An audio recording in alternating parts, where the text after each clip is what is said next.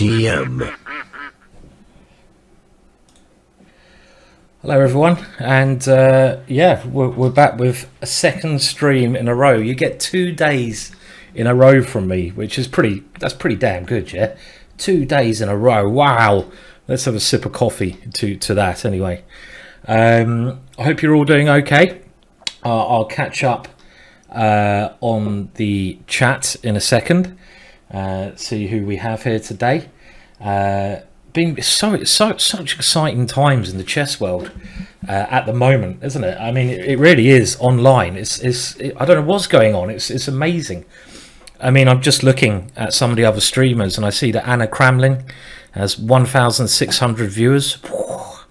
And well, Hikaru's not online at the moment. I feel he'd probably have like 4 million. But I have to say, for the first time in a while, I was actually, I suppose, a little bit jealous of a guest on a stream. I'm not really a jealous chap, to be honest. I want everyone to do well. I'm doing okay, so it's fair enough. But I saw on Twitter today or yesterday. By the way, thank you, Push the Pawns, for the tweet, that the Mountain was streaming with. Is it Hans? I have to say, I don't know the American players as well, but a really talented player from America, clearly going to be a strong grandmaster. You guys might actually, Hans Nyman, that's it. And he was streaming with the Mountain from Game of Thrones. Icelandic chap. I love Iceland, absolutely love Iceland. Been there many times. One of my favourite places in the world. Am I actually trying to get a stream with the Mountain now? Well, not really, but I just saw it and I thought, wow, that is so cool. So well done, Hans, for getting the Mountain on. If you don't know who the Mountain is, he's the hardest bastard in the Game of Thrones. So he's pretty damn hard. What we're going to do today, I'm playing a long play game, and I'm going to play against an opponent I haven't played against before, but a strong player. 2050 ELO. Peter Ackley, if some of you from England know him. He's played chess most of his life. And he's played tournaments all his life, and he's a good player. And we're going to play a long play game where I'm going to try to explain my thoughts with the process behind, what I'm thinking. You guys know what I'm doing. You've seen it before. So I'm just going to go and change my settings so I can give him a challenge. And I found in the past, I think a lot of you guys find this really useful. Obviously, I'm a grandmaster and I've played chess most of my life. And you get to basically jump inside my mind, which is just about doable. It can be scary at times, but you jump inside and you get to see what I'm thinking. Thank you, Chris, for the donation. Very kind. I heard Battersea Chess Club had a big, 125th anniversary yesterday. My opponent has got one of the most trickiest names ever to type, so that's why I'm struggling here with my typing. Let me just see if I got that. Why couldn't he just be called Bob or something like that? That'd be much better. And I'm going to challenge him now, and hopefully he will accept the challenge soon. So if you're from England, he's about 190 ECF, 2050 ELO. And the idea of this is I play a game at a longer time limit against him. I explain everything I'm thinking, so you can try to gauge what I'm thinking and try to get advice on the way I'm thinking to help you guys improve. So that's the idea. Anyway, as we do, and I'm just going to see if everything's set up correctly.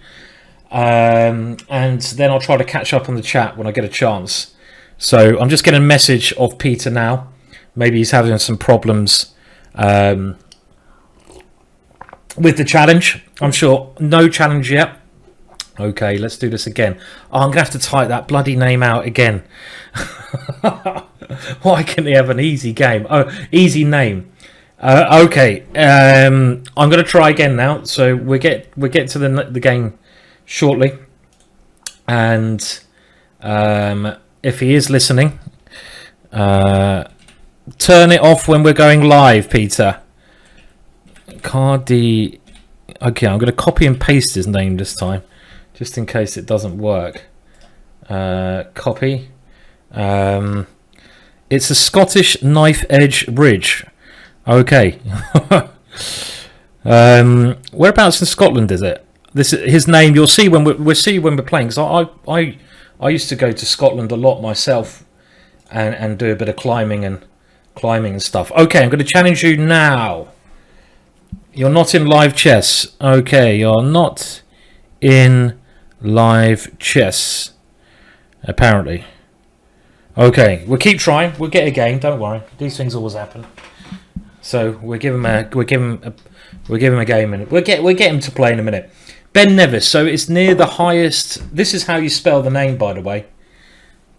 That's how you spell the name. It's apparently near Ben Nevis, the highest mountain in Britain. Okay, we're in. Yay! So, okay, turn off your commentary, Peter, so you can't hear me, and we're gonna go. So, let's do this. So, what am I going to play? Well, I played E4 a lot in my Titled Tuesday games, and I think today I'll start with D4. And we'll decide. Oh, sorry, Aldo. I only just saw that. If I'd have seen that, I might have played it. Okay, well, Peter has played D6, which is quite a flexible system. He can still go E5 in this position. And of course, when you're playing the opening, everyone gets a bit carried away with the opening. Now, the most important thing in the opening is to basically get to a position which you enjoy playing. So you want to get into a middle game position that you are comfortable with. You know the plans that you're doing. You like. You don't even have to be better. If you're better, obviously that helps. But the opening is not always about even being better. It's about getting a position that you enjoy playing and you know what you're doing. So you know where you should put your pieces, what areas of the board you attack, blah blah blah. So now we've got, at the moment, it's not clear what Peter is going to play. He's playing what we call a hyper-modern version of chess, where he's attacking my big centre, but I have the classical big centre, and I'm just going to defend that pawn there in classical manner. And we're now going to see, okay, so knight bd7 would have been the black line, which I played, but instead Peter's gone for the Pirc variation, which is a very aggressive variation to play. And now there are a number of setups I can do here. So I think one of the most dangerous is actually f4, the Austrian attack, where you get 3 pawns, but I don't normally do that. I'm going to go for the variation which I recommend in my Jabava London system DVD and the course I did for Chessable. And the variation I recommend there is bishop f4, which is a very interesting way to play. Now this move I find is more effective when black has already put the knight on f6, because you don't want to get hit by the move e5 in this position. The move e5 is quite annoying, but at the moment I'm controlling that square. I have 2 pieces controlling that square, so I don't want to get hit by the move e5. But because the knight is in the way of the bishop, it's quite hard for Peter to play that move. If he goes bishop e7, it's very hard for him to play e5. And this I've recommended. I've played some games in this before, so sorry I didn't have a chance to catch up with everyone in the chat. We'll have another go at that a bit later. But hello to Aldo, hello to Martin, Mickey Dead Guys, Chess Press. Yes, I do know Danny King. He was even friends with my dad, Danny King, going back before I was born. So the answer is yes. And this is one of the better systems, because if black commits the bishop to g7 straight away, one plan I have is queen d2 and bishop h6. And then if he takes on h6, it will take him 1-2 moves to take my bishop. If I go for the same plan now, queen d2, bishop h6, he can take that bishop in one move, saving himself a tempo. And he's starting standard counterplay over here with b5. This is a very normal idea, attack on the queen side. And then my knight will have to move. The way you normally try to meet this idea, my opponent playing on the wing, is you play in the center of the board. So the center of the board, what do I want to do? I want to maybe play the move e5, but I don't really want to exchange queens because that will lose any attacking chances. So I could now go knight to f3 and play e5. I don't really like that. I'm going to go for queen d2 anyway. It looks very interesting. If he goes b5, I'm probably going to play f3 to defend that pawn there, because then if he goes b4, I can move my knight and he can't take this pawn then because my pawn will be defending this.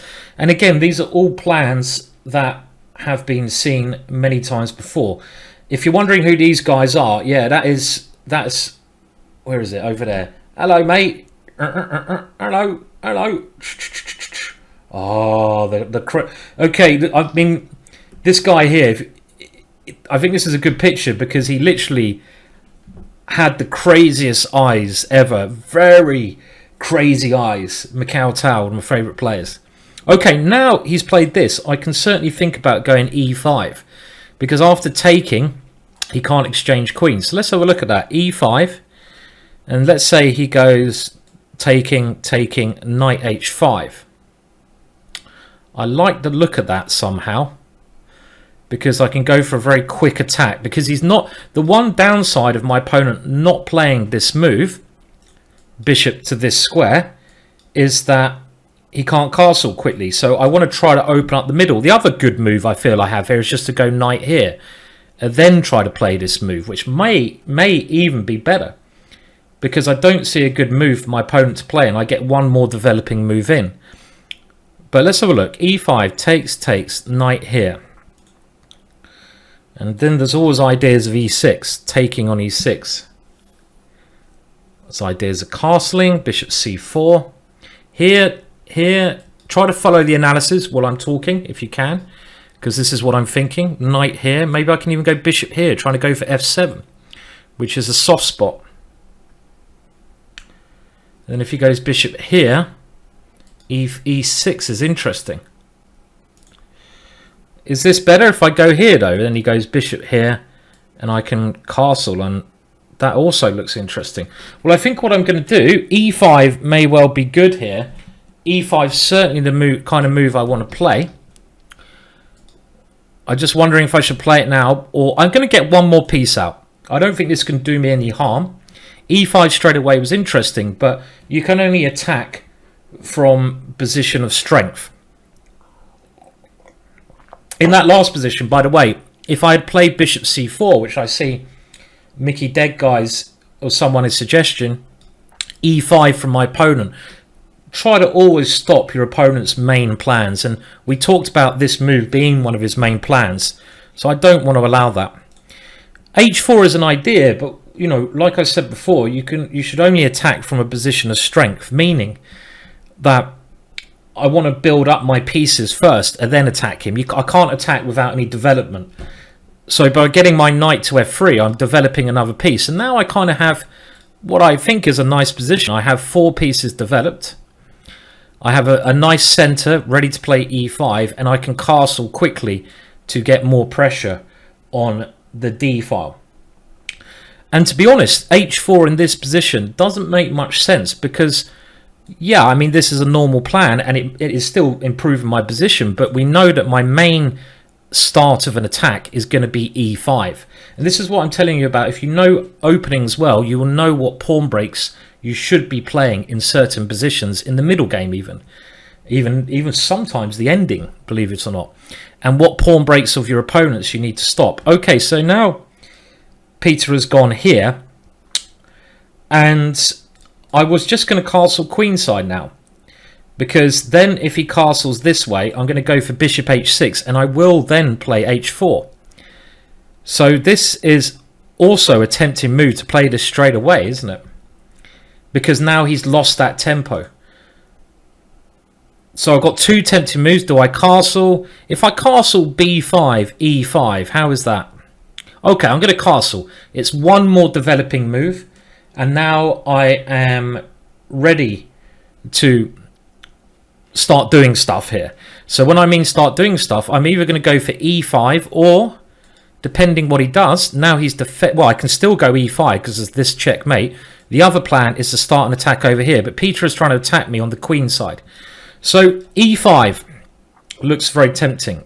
Let's have a look. Takes, knight here. I mean, I like this idea as well. I'm going to go bishop h6 because I want to try to get my queen into his position.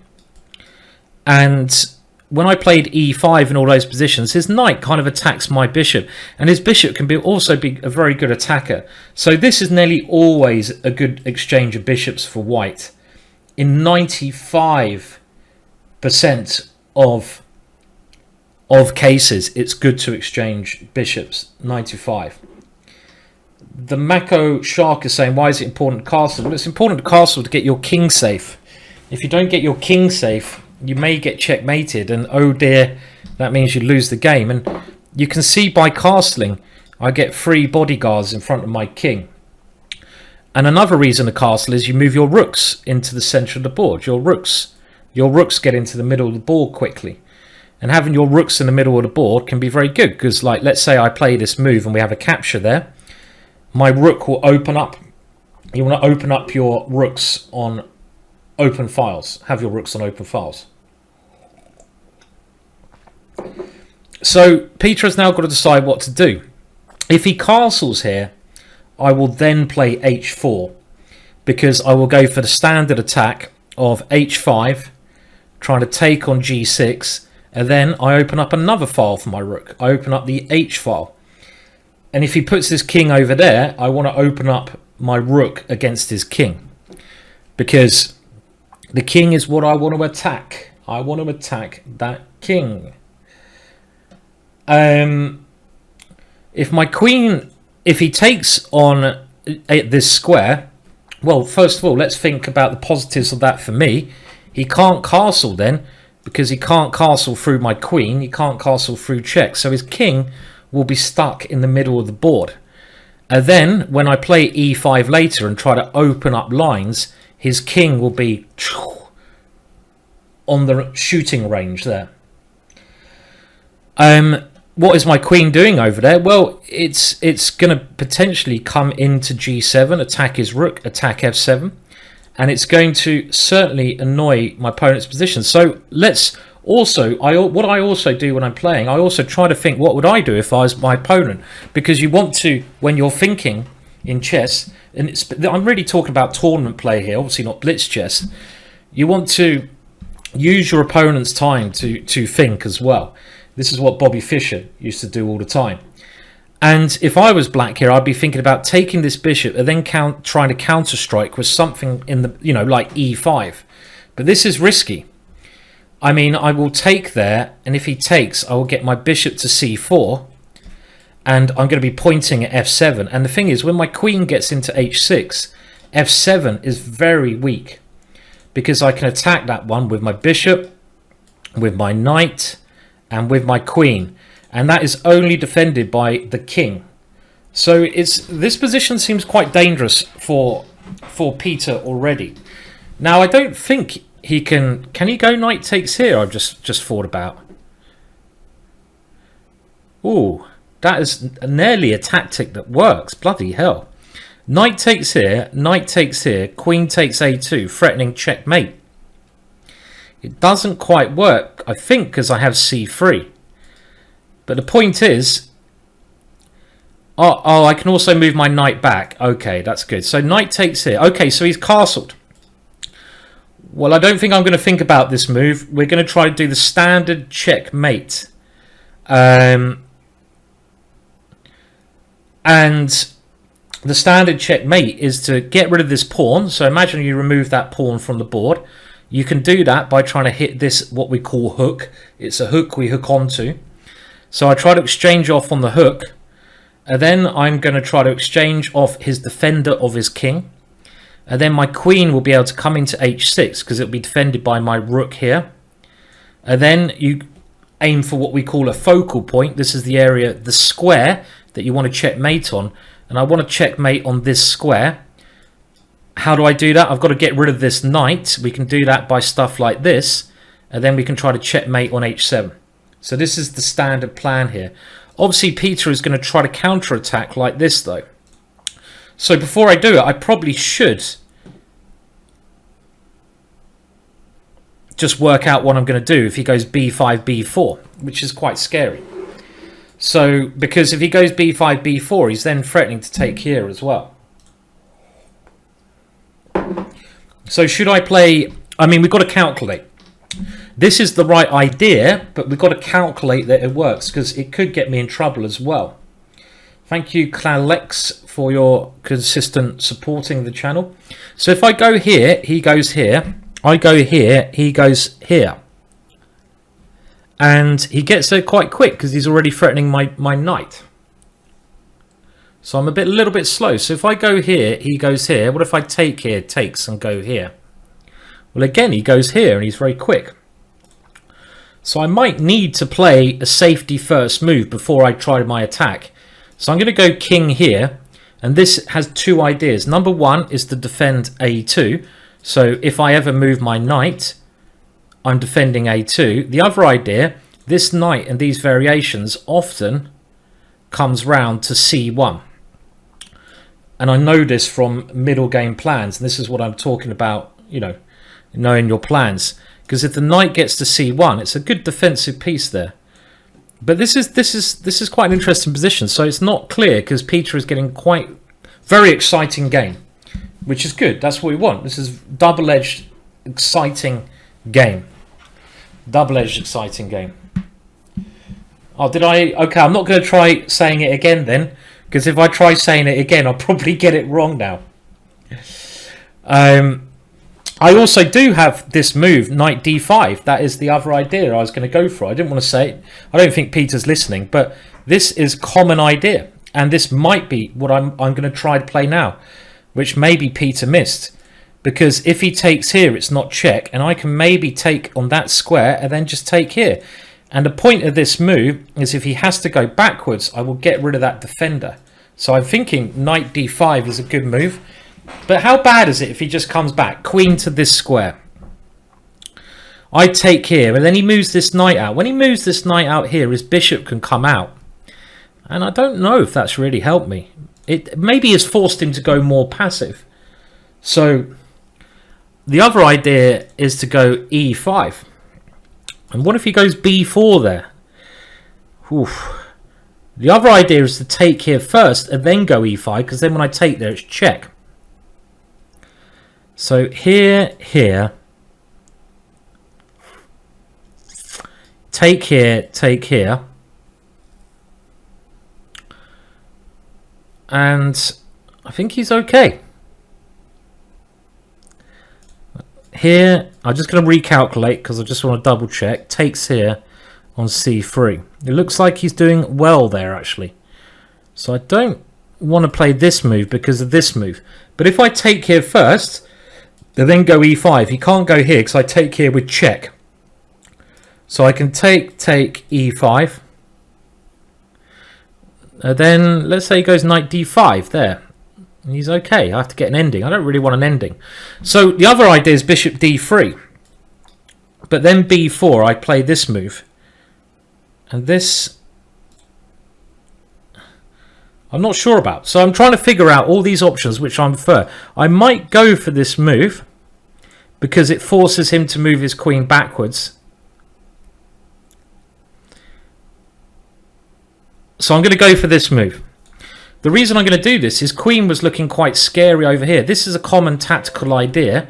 And actually his initiative with b4 and his queen over here is a little bit scary. Ah, he's taken here. Did I not calculate this? I just didn't calculate this. This is crazy. Oh no, I did calculate this. I think he's missed that I can take on g7. I think Peter has miscalculated this position. And rather than taking here where he takes this one, I can take here with check. and I can take here with the knight, and in this position I'm defending my e4 pawn. Now the only chance he's got is if he traps my knight, so he goes bishop b7. So maybe this is okay for him actually. How am I going to get my knight out? I can always go d5. This is what I'm thinking. So he did go, okay, now actually this one, interesting. When I say interesting, he's calculated this better than me. So this is scary. So I've got no way to defend this one. So, and apparently my opponent has now said in the chat, Simon, you should read your Marin. So this is all theory apparently. So I've actually fallen for an opening trap, a book opening trap. Ah, there. So there you go. This is where you got to know your theory apparently. Well, anyway, I'm sure I was doing all right there. It's not very nice. He's rubbing it in as well. Thanks for that. We're still going to win this game. Don't you worry about that. Okay, now I'm wondering if I should sack the exchange, but by playing, I'm going to sack the exchange because I don't want him taking here. I'm going to do this one. So apparently I've fallen in for an opening trap. Oh. So, and my opponent is saying, Simon, you've got to read your theory. Well, obviously, I've got to read this. After the game, I'm going to have to do my own research. So the reason I've done this, he's going to win the exchange, but my position was quite bad. And I'm figuring that this is probably my best chance, meaning that I'm going to be the exchange down, but I have one pawn for the exchange, and I have quite a solid pawn structure, so it might not be the only way ahead. And I did jump into that move a little bit quickly. I assumed that my opponent had to move his queen back to d8, but I fell for this trick of him taking my queen. So had I known that, I certainly would have gone for another option like bishop d3 in that position. Now I had to take the piece there. If I only took the pawn, I'd be a whole rook down. I have to take a piece on the way. No doubt about that. And this is the only option I saw. Now if he takes one of my rooks, I'm going to take on d6. And then I have two pawns for the exchange, which is equal material. I think that's okay. And yeah, I mean, I should certainly... This move here was certainly like... I basically rushed it. I was looking at all these other lines and I rushed into playing this bad move. I think I should have here just played bishop d3. Defend this pawn, and then I can get on with my attack. So, someone being rather rude there. Oh, look at this. We can give him a ban. I haven't banned someone for ages. Look at that. Boom! How do we do that? Why can't I ban someone? Oh, yay. Whoa! Good stuff. Look at that. I properly banned him then. I haven't actually banned anyone for ages. I think you're supposed to... I think he only swore, but you don't need to swear, do you? I'm the only one who's allowed to swear. It's my stream. I can bloody swear, all right? Maybe I didn't need to ban him. Maybe that was a little bit too harsh. Maybe it was a little bit too harsh.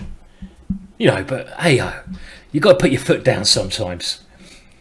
You know, we you know, there's no point just randomly swearing.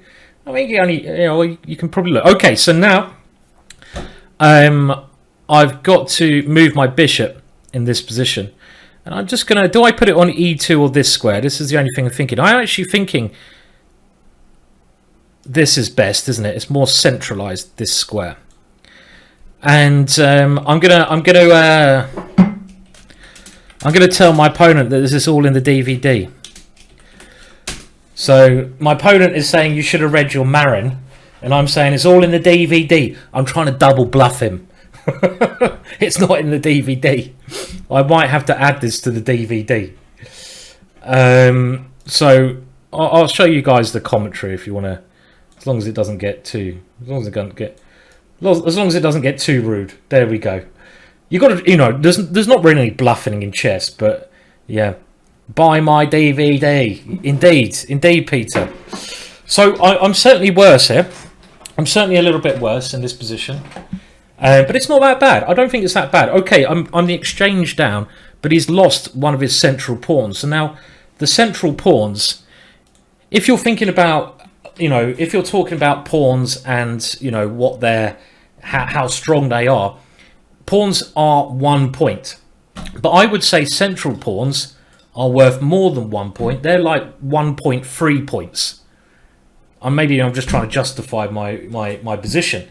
So I would say I'm down material, but because I've got a central pawn, I've got more central pawns than him. It's not so bad. So maybe I'm down like a pawn, a little bit more. But I'm very solid here. I'm very, very solid. His knight can't get in the game. I'm just trying to talk up the good parts about my position. And because his pawn's on b5, he would like to play something like c5, but he can't. He doesn't really have any pawn breaks, and it's very important.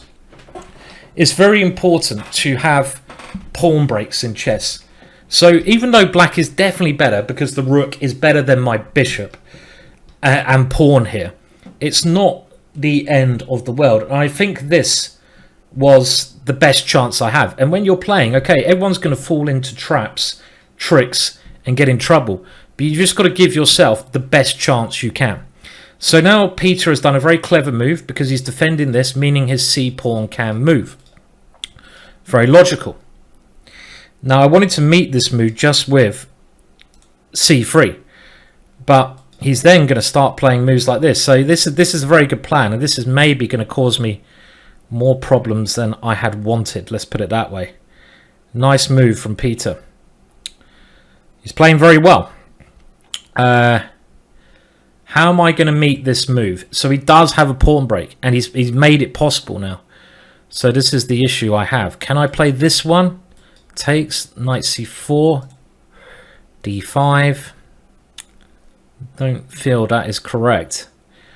I don't really want to play d5 because he's got this lovely square for his knight. So I might have to play c3, but I don't like it after c5. It looks pretty bad. Looks very bad position for me, if I allow that. So I need to try and find my best way out of this kind of problem I have here.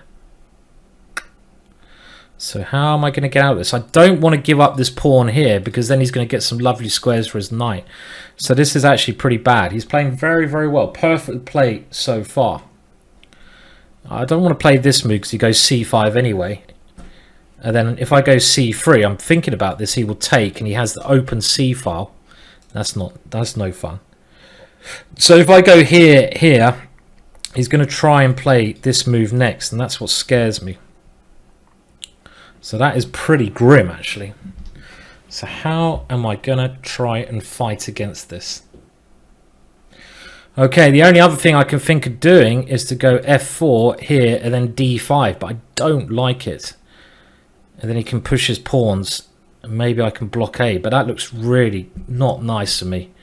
So I need to try and find something here. This is a very good move, this one.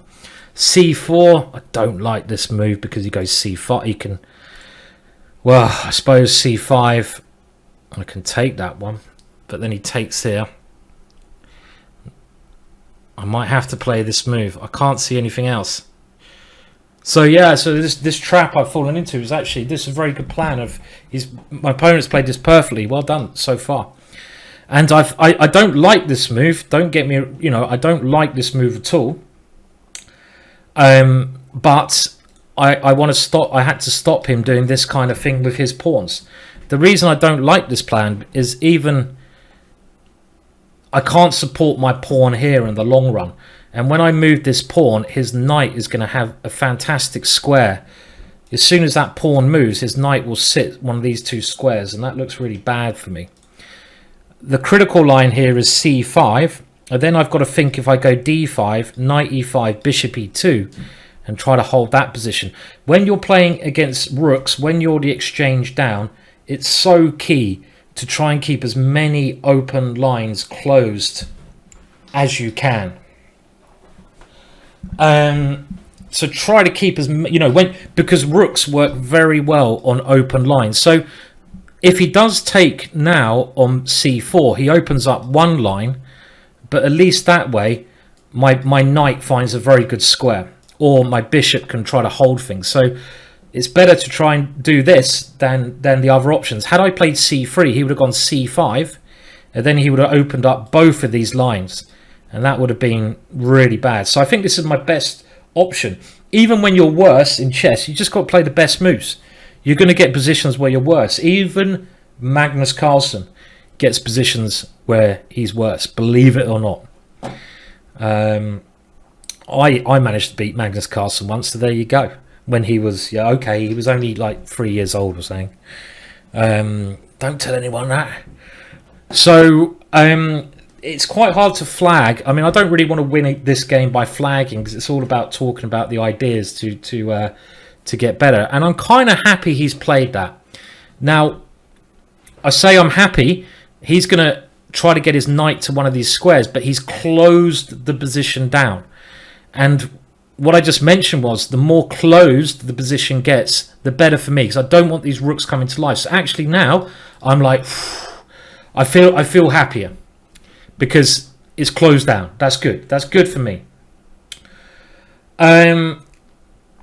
Now the time limit is 15 minutes plus, 10 seconds move, so you shouldn't be flagged, but it will get quite hectic later on. Now here I could try even f4, but I don't want to loosen up this pawn at the moment. I don't need to rush that one. So I don't see what my opponent's plan is here, because if he goes here, I close it down. He might want to play g5 and get hold of this. So I'm going to play h4, which is a good positional move, because if he gets his knight to this square at some point, let's say after this sequence of moves, he moves his knight here, I want to have the opportunity of playing f4 later on to attack that knight. And if he's able to get his knight here and play g5, he's able to secure the f4 square. So by playing h4, I stop this idea, and I also get ideas to expand with h5. So this is, I mean, he can't ever do anything over here, because whatever he does, if he gets a pawn to a3, I block with b3. If he gets a pawn to b3, I block with a3. I'm always going to move the opposite to what my opponent moves, therefore blockading the position. Okay, now he's stopped me moving that pawn at all, which is wise. Now I can go here and he will go here, but now my rook doesn't seem like it's going to be doing anything here. So I'm just thinking either get my king to a better position or move my rook. This move and this move is a way I can try and play for a win, but here, knight here, and his knight will come in here. So maybe I should be looking at my rook or king first. Maybe I have to move a bit quicker as well. Well, I'm just trying to think what do I do here to improve. I'm also thinking, my bishop is this better? Okay. F4 is a little bit like risky, it seems to me, because I don't want to open up lines, but maybe it's okay. Okay, I'm going to move my rook first, and we've got to, now the pace is going to get that much quicker at the moment. My opponent really hasn't played that badly. The only move I'd say he's played badly was b4. Now I've got to keep it closed. I've got to keep the position closed because I can't let his rooks in the game. And now here, my idea is always just to move bishop e2, and I want to have this move f4. Now if I hadn't gone h4 here, Peter may have been able to play the positional move g5, which would have kept his knight on this square. But now that I've played this move, I can kick that one away. And you know what? I can even think about trying to win this kind of position. So he's allowing me to do that with the idea maybe coming in here. So now my knight, I don't... Okay, he's also got this move. I don't want to allow him to open it up with that if I can. So I think I have to play f4 because I want to meet this move with e5. Hence why my rook is here. My rook can try to support that pawn. Remember, when you're playing against rooks, you don't want to open up the position, but it's going to get a lot faster now, the time limit. Now here, I'm going to take this one, so that's a very good knight, and play g3. And the only pawn break I can see has got is f5, but I'm always going to try to go e5. So actually, how am I going to cope with rook here and rook here, then f5? This is quite a scary idea that he's got. Well, I might be able to blockade. He's playing it straight away. Bastard. Now, if I go here first, can I do this and actually even try to win this position? Then he will go rook here. And then if I go knight here, takes here, that's getting complicated. Okay. The other idea, this is his idea. Here and here is the only way he can break me down. I'd love to move my knight somewhere better. I can put my king here on this square, but I'm only going to be worse. So maybe I have to play e5. We're running out of time. e5, if he takes, then I'm worried my position is just going to crumble, in actual fact. Don't like it. I might have to move this. Well, then he's always got this bloody move. This is annoying. But if he takes it, can I blockade by putting my king on e3? Okay, well I'm gonna have to play for a draw, and my way I'm gonna try to draw this is I'm gonna allow him to take here and try to blockade with my king on e3. And what I'm gonna say in that position is you don't have any breaks. You don't have any pawn breaks. So my drawing idea is this, and when he takes here, king e3. But I don't really believe it, because he can play g5 at the right time. But I didn't see any other options. So Peter playing well again. He's playing well again. I'm trying to get a fortress, but I haven't maybe played this as well as I would have liked. Maybe I should have even gone king e3 rather than playing this passive move now. Now his only way I can see to win this is to take and go g5. This is his only break, because otherwise I get a blockade in the position. My opponent is called Peter, not Peter's Fiddler, in case you're wondering. Just Peter Ackley. So I think I can't do anything except to sit and wait it, see if he can break through. Now if he takes here, I can also maybe take. Peter is saying he should have played, as you can see in the chat, f6 and g5. Well, maybe. If he takes here, maybe I can actually, I'm thinking I don't want to take here because I open up the position, but maybe I can, because d6 is really weak. So let's say he takes, rook takes here, rook takes, knight takes here. My knight is really good, actually. I don't mind that. And if I can take this pawn, I can even play for a win. So this is not so stupid, actually, just to take the pawn back. I'm thinking I don't want to take the pawn back because it gets me in troubles. Okay, so he's played for this. Now I can't really do much except for wait, it seems to me. I can't see what else I'm going to do. This move he takes, he opens up lines for his rook. b3, he opens up the a file for his rook. I don't want to do that. I can't really move this pawn. My rook, well, he will then take that when I lose that possibility. So I have to just sit here. I can't see anything else I can do in this position. Now, so we just have to wait and see what Peter's ambitions are in this position. And you know what? The thing is, in these positions, if someone overpresses, they can lose. It's not zugzwang because I can still move my rook backwards and forwards. The definition of zugzwang is if the only move you can play gets you in a worse position. But this doesn't necessarily do that. And my opponent is clearly not in zugzwang. He can put his king here. He can do stuff like that. But I'm just trying to see what he's going to play. Okay, so he's moved his king to this square. And do I have any ways to try and get activity? I don't see how. So I have to just sit and wait here. This is the only move I'm worried about, and I think it's probably just a draw though. I don't think either of us can break this, because this is really risky. If he plays g5, it's really risky. The idea of this is to get an h-file, but he might lose all of his pawns over here. Thank you for the subscription there, Xander Diesel. So this is risky. Unfortunately, I don't think there's any way I can keep the game going on.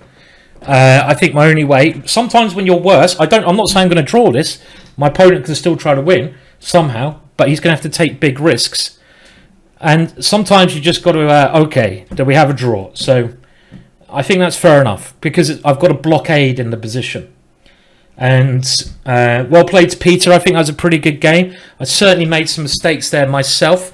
No, okay, my opponent said sorry, but no, it was a good game. It was a good game.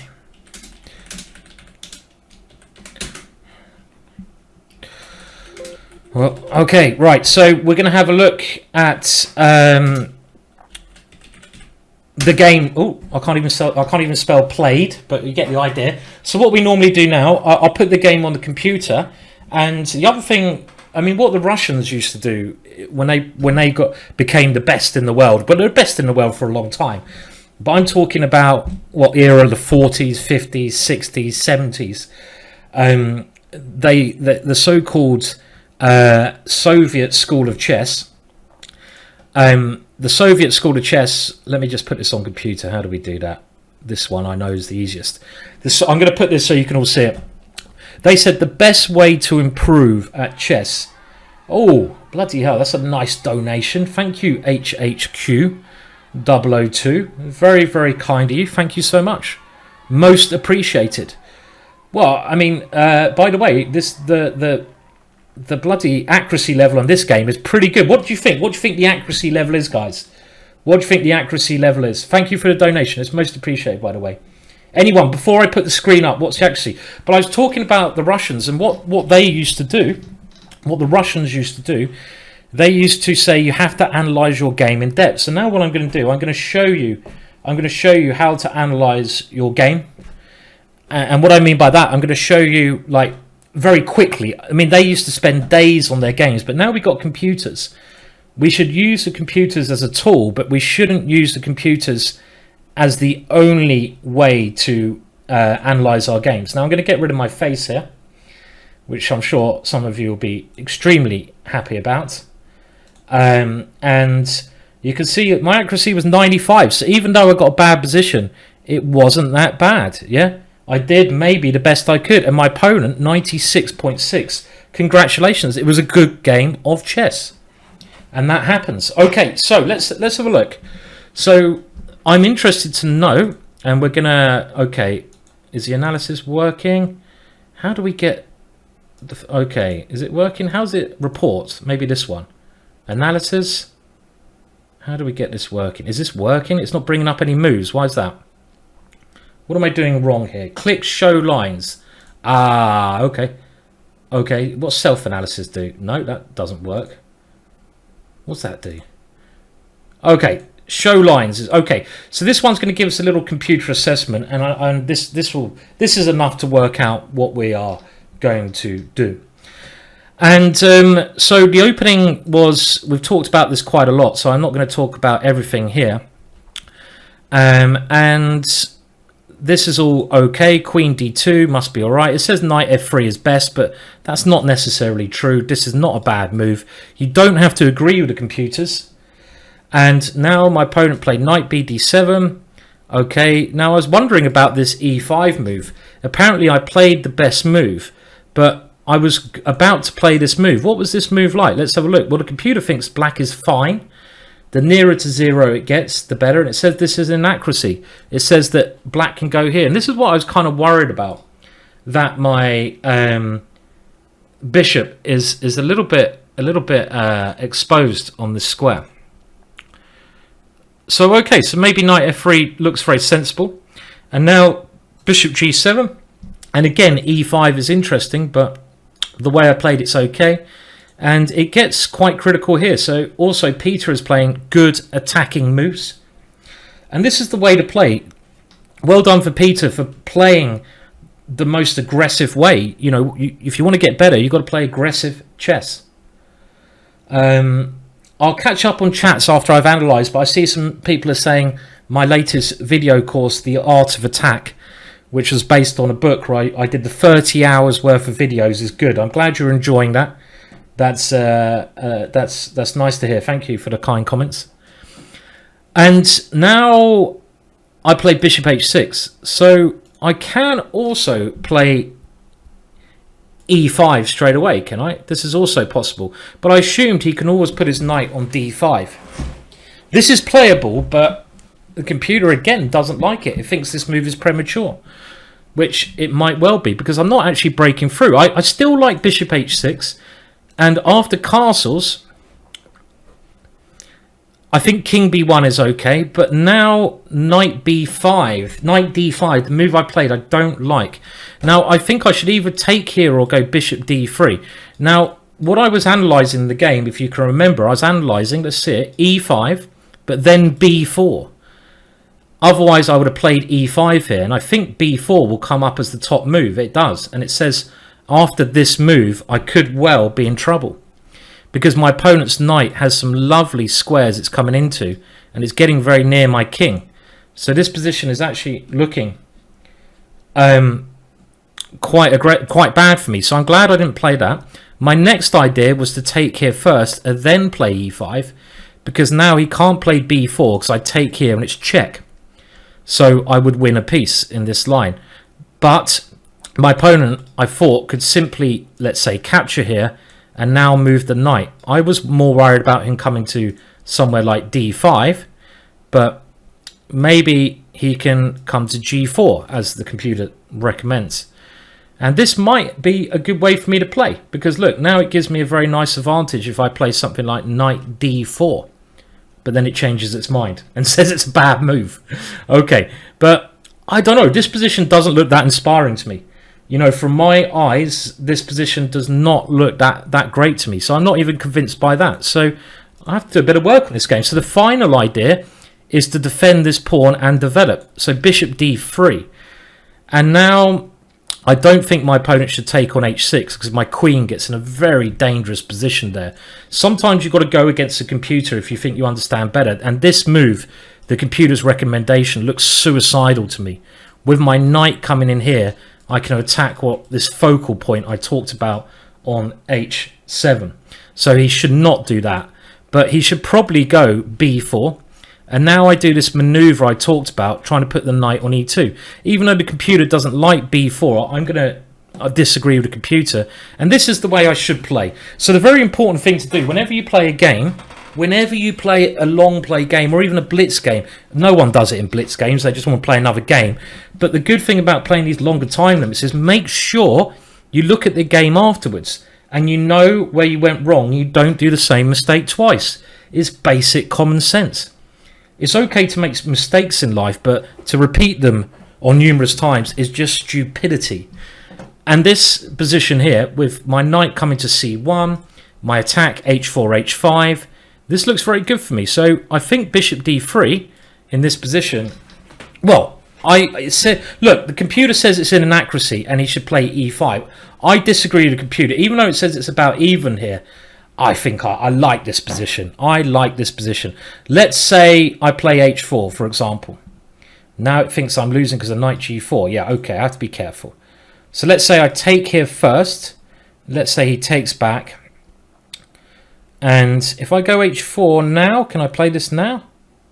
It still thinks I'm losing here. Amazing. Let's have a look at this line. If I come back here, why am I losing this position? Can't be that bad with h5 coming. Okay. Well, it's weird because I always assumed this opening was quite a lot better for white, but it's not so clear. Not so clear. Okay, well, let's move on with the game. So I'm going to have to look at this in more depth. I still think if I have this position again, and this is analysing quickly, if you wanted to analyse it properly, you would do much more than I'm doing now. And as a grandmaster, the way I got better at chess, I would spend hours on a critical position like this. And when I mean hours, I would use computers, but I'd also use my own thought process, try to find games where other players have played this position. I would do loads of things, because then I know if I get this position again, I'm always going to know it better than my opponent. And that, you know, chess is not easy, but that's how you get better. Okay, well, let's have a look. Knight to d5 looked okay, but this move actually shocked me. And now after this, okay, it actually says I played the best line. Amazing. Knight g4, and now apparently I should play d5. Wow.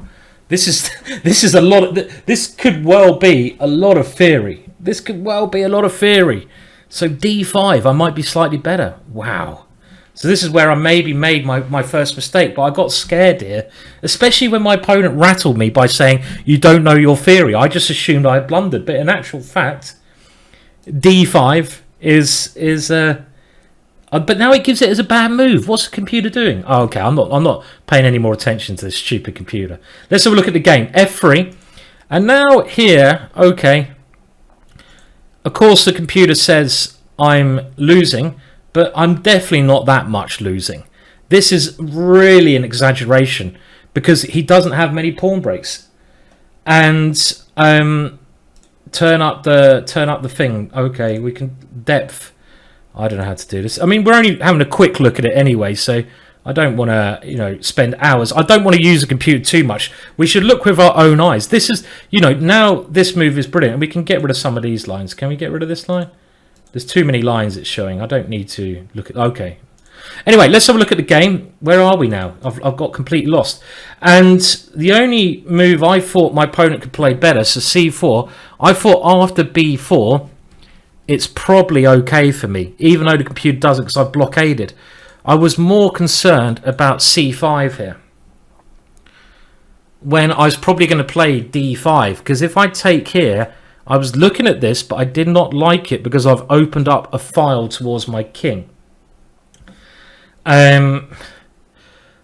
So I don't like this. So I think my opponent should have gone for this move. In the game, as soon as he closes it down, it's much harder to win. And let's just have a look at the final position. Was it a draw? Was there any way he could break through? So we're just going to go to final position. And again, look, the computer thinks I'm completely losing here, but it's not. It doesn't understand blockades. Computers do not understand blockades. For example, let's say I follow the computer line. Let's say I follow it for 10 moves, and we'll see if it gets any worse for me. Obviously, if it is really nearly 2 pawns down, it will be losing.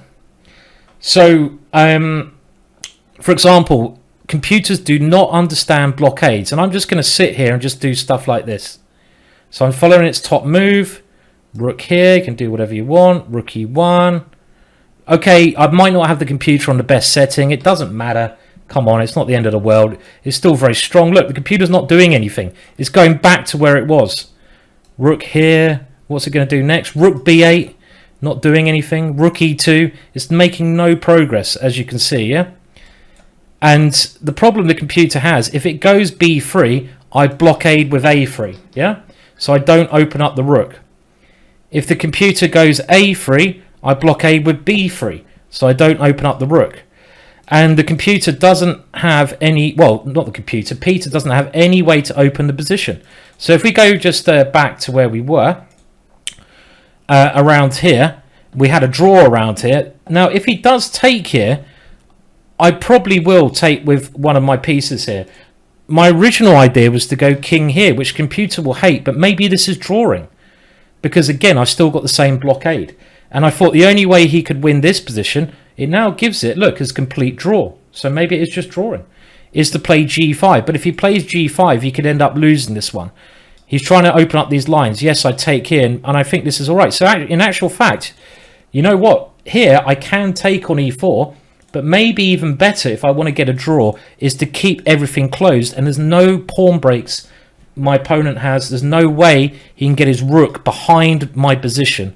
And you need to get your pieces into your opponent's positions, and rooks are not very good at that when there are pawns in the way. So this position, amazingly, I think is a draw, even though I'm a pawn or I'm the whole exchange down.